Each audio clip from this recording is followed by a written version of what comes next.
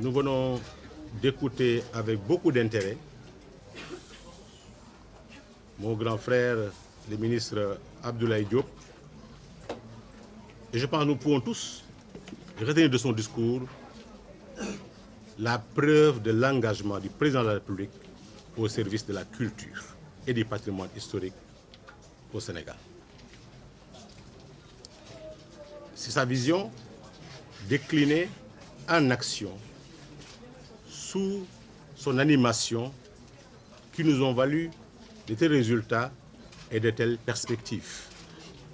Permettez-moi, cher grand frère, de vous en féliciter et de féliciter l'ensemble des membres de votre équipe. J'en connais plusieurs pour vous avoir côtoyé dans un autre monde en occupant d'autres fonctions ou des fonctions similaires. Nous avons déjà eu à nous entraîner au téléphone avant-hier. Vous avez fait preuve d'un sens élevé de l'État, car je devais déjà commencer mes travaux dans mon travail dans un contexte où administrativement c'est difficile, parce qu'il fallait recevoir des acteurs sur des dossiers déjà en instruction au ministère. Il fallait m'attacher les services, vos services. Vous avez autorisé, sans hésiter, leur présence à mes côtés. Je vous en remercie. Cela nous a permis de ne faire entorse à aucune orthodoxie administrative. C'est parce que vous avez compris que nous sommes tous au service de la même cause, la cause du Sénégal, au service de l'animation de la mission unique définie par son Excellence, le chef de l'État, M. Macky Sall, et animée de façon globale par son Premier ministre, M. Amadou Ba. C'est l'occasion pour moi de leur exprimer ma gratitude, ma reconnaissance, mais surtout mon engagement sans faille, avec loyauté, rigueur et détermination à jouer ma partition suite à vos nombreux efforts dans la gestion de ce secteur. Rendre grâce à Allah, prier sur le prophète Mohammed, salut sur lui, et remercier mes parents pour les valeurs qu'ils m'ont inculquées et prier pour le repos de leur âme. Ma papa et maman, mais aussi tous les compagnons de lutte et surtout les membres et l'administration du Haut Conseil des collectivités territoriales avec qui j'ai cheminé pendant 5 ans et demi avant d'atterrir ici.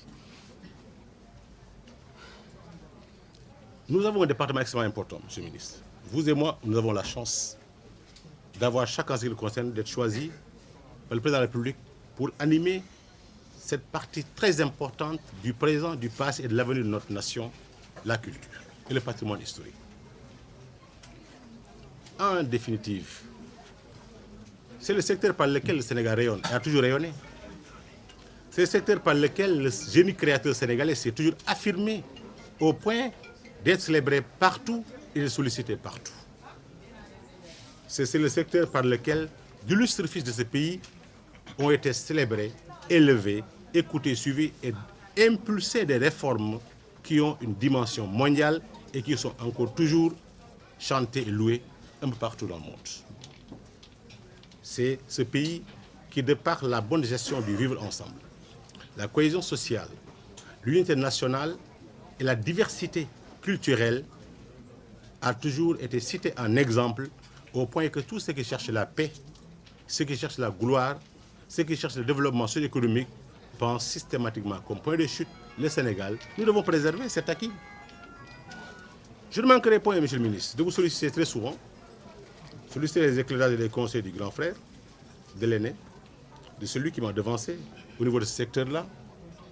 Priez pour vous, pour que votre engagement, votre expérience, votre attachement à la patrie puisse servir également dans d'autres secteurs, et j'en suis persuadé, le chef de l'État connaît qui vous êtes et sur qui il peut compter sur vous. Vous venez de donner un bel exemple de ce qu'est la connaissance de l'État, avoir un sens élevé de l'État. Le chef de l'État dispose de nous tous comme des membres de ses ressources humaines. Il en fait l'usage qu'il souhaite au moment qu'il veut, dans le secteur qu'il veut. Nous sommes interchangeables selon sa vision et ses besoins du moment. Et je pense que c'est comme ça que vous l'avez compris, c'est ainsi que je l'ai perçu. Nous sommes tous de passage, côtoyant à un moment donné, animant, agissant, impulsant pour partir et laisser derrière nous un récit, une narration de notre passage. Le vôtre est beau. Je ferai tout pour que le mien également soit des meilleurs.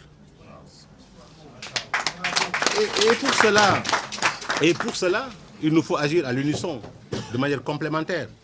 Quand je vous ai appelé, je vous ai dit, dites à vos collaborateurs que nous sommes tous des dirigeants d'une même famille. Ce qui vous fait mal doit me faire mal, car ça doit pouvoir faire mal au chef de l'État. Ce qui égratigne un des vôtres, que je connais comme les miens, si logiquement mon engagement, et comme je l'ai dit, c'est d'accompagner le chef de l'État, ce n'est pas franchement de faire la plus petite égratignure à quiconque dans ce secteur-là.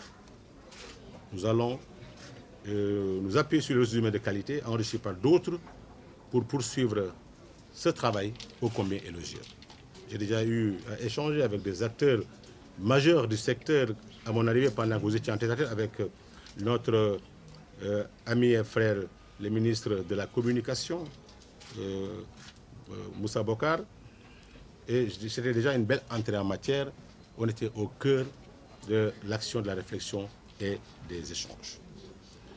Il est très facile de poursuivre l'œuvre des défis à relever. En définitive, c'est parce qu'il y a des défis à relever que nous sommes nommés, que nous sommes là. Ce n'est pas une promenade de santé, ce n'est pas pour de la réjouissance, c'est pour du travail. Et comme je le rappelle souvent, comme Bonaparte le disait, quand on veut, on peut. Et quand on peut, on doit. On ne doit pas faire autre chose que d'agir.